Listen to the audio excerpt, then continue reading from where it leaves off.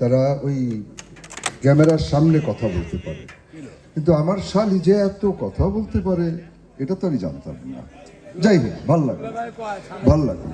তবে আমি আপনাদেরকে একটা মজার মজার কথা বলে, একটা কথা হলো কি যে উপস্থাপনা করে তাকে কিন্তু একটু মজা করে করতে হয়, নাহলে আপনারা মজা পাবেন না। দুপুর টাইম, ক্ষুধা লেগে যাচ্ছে, এই ক্ষুধাটাকে তো নিবারণ করতে হবে কথা দিয়ে, তাই না? তো এই যে একটা মেয়ে, আমাকে মেয়েটাকে খুব ভালো লাগে, প্রেম করতে খুব ইচ্ছা ছিল, আমার বউয়ের কারণে পারিনি, আর এই শালিটার কারণে পারিনি। কারণ এই জলি মেয়েটা এত লক্ষ্মী, এত ভালো। আর জেসমিনের কথা কি বলবো, এই মেয়েটা তো যখন আমি ফিল্মে আসছি তখন থেকে এই মেয়েটা আমার সাথে আছে, এখনো আছে, আমার মনে হয় মৃত্যুর আগ পর্যন্ত থাকবে। তো যাই হোক, নীর ছোট ক্ষতি নেই, আকাশ তো বড়। আমাদের জয়ের ওয়াইফ নীর কিছু বলবে। হ্যাঁ নীর, তুমি একটু আসো তো, ওর জীবনের একটু অভিজ্ঞতা বলুন। নীর আসো, ও হলো জয়ের স্ত্রী, জয়ের ওয়াইফ। ও কিছু বলুক, কারণ আমরা সবসময় নিজেরা কথা বলি, আমরা সবসময় প্যানেলের লোকরা কথা বলি যারা ইলেকশনে দাঁড়াই, আমরা কখনোই কারো বউ বা কারো হাজব্যান্ডের কথা শুনি না। যেমন আমার বউর কথা কেউ কোনোদিন শুনে নাই, শুনলে আপনারা তখন কাঁদবেন যে আমি কত খারাপ লোক। আচ্ছা যাই হোক, এখন নীরের কথা শুনে না। ধন্যবাদ দানা ভাই। আসসালামু আলাইকুম সবাইকে, আমার প্রিয় ভাই এবং বোনেরা, আমি সবাইকে দেখতে পাচ্ছি। আমি আসলে এখানে কিছুই না, আপনাদের মতো সাধারণ একজন ভোটার। আমাকে এই সুযোগ করে দেওয়ার জন্য কথা বলার অসংখ্য ধন্যবাদ। কিন্তু আমি আবার আপনাদের অনেক কিছু, কারণ একজনের ভালোবাসাতে, মানে আছে না ওই যে কথায় বলে, কারোর সাথে থাকতে গেলে তার চেহারাও নাকি তার মতো হয়ে যায়। তো এই ব্যাপারটা আমার মধ্যে কেন জানি হয়ে গিয়েছে, যে জয়ের সাথে থাকতে গিয়ে জয়ের যে ভালোবাসাটা আপনাদের উপরে, সেই ভালোবাসাটাই আমার উপরে, মানে আমি আপনাদের উপরে চলে এসেছে। এই শিবা শানু ভাইয়া, তাকে নিয়ে আসলে আমি বলে শেষ করতে পারবো না, কারণ আমি সবসময়ই দেখেছি ভাইয়া গোপনে দিতে, গোপনে মানুষকে সহযোগিতা করতে অনেক বেশি পছন্দ করে।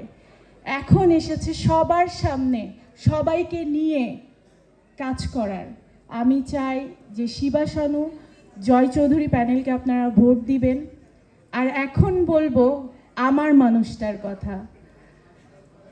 এই আমার মানুষটা যে কবে আপনাদের মানুষ হয়ে গিয়েছে, আমি আসলে এটা মানে আমি কখনো কখনো ফিল করি যে সে তার ফ্যামিলির থেকে এই শিল্পী সমিতির ফ্যামিলিকে হয়তো কোথাও বেশি ভালোবাসে। কখনো কখনো না আমি হিংসা হয়ে যাই, কেন এটা কেন করবে সে? আমি হসপিটালে থাকলে সে আমার কাছে না থেকে শিল্পী সমিতি ভাই বোন কোথায় কে হসপিটালে আছে আমার সামনে ফোন দিয়েছে, সে আমাকে ফেলে রেখে চলে গিয়েছে। তখন আমার অনেক কষ্ট হয়েছে, আমি অনেক কষ্ট পেয়েছি, কেন সে করবে? তো এই আমার মানুষটা কবে আপনাদের হয়ে গিয়েছে, এই আপনাদের মানুষটাকে না হারায় না। আমি জানি, আমি বুকে হাত দিয়ে একজন স্ত্রী হিসাবে বলছি, মনে প্রাণে আপনাদেরকে অসংখ্য অসংখ্য অসংখ্য, যেটা আমি বলে বোঝাতে পারবো না, আপনাদেরকে ভালোবাসে।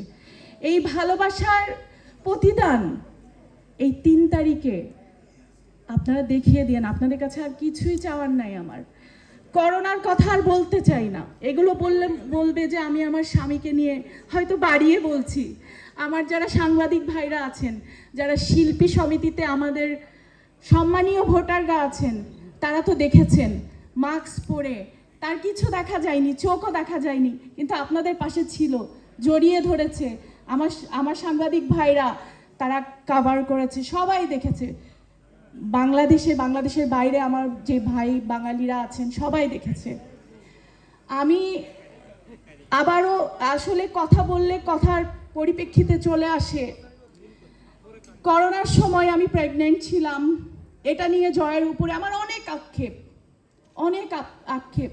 আমি কোনোদিন শিল্পী সমিতির কোনো নির্বাচনে আসি নাই, কেউ বলতে পারবে না যে আমি শিল্পী সমিতির নির্বাচনে এই এফডিসিতে এসেছি, কারণ আমি মনে করেছি যে সবাই আমার ভালোবাসার মানুষ, আমার ভালোবাসার মানুষরা তাদের পাশে আছে। আমার হয়তো প্রয়োজন নাই, কিন্তু আমার এখন মনে হয়েছে যে জয়ের পাশে আমার দরকার। আপনারা আছেন।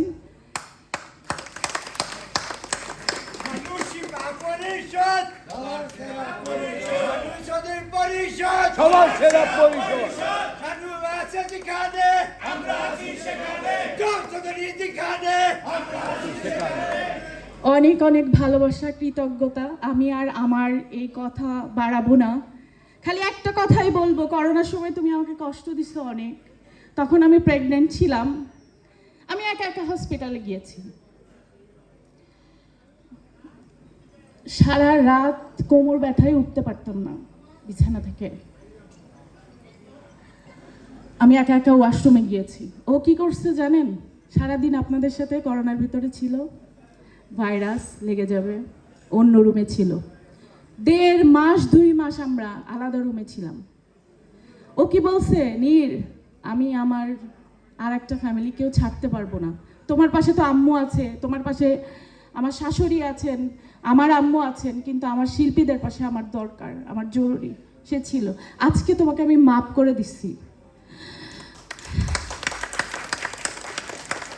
কারণ আমি দেখেছি তুমি যা করেছো, এর প্রতিদান আমার ভাইরা দিয়েছেন, তোমার পাশে আছেন, আমার বোনেরা দিয়েছেন, তোমার পাশে আছেন।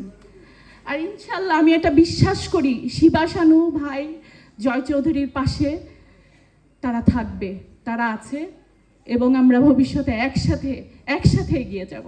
সবাইকে অসংখ্য ধন্যবাদ।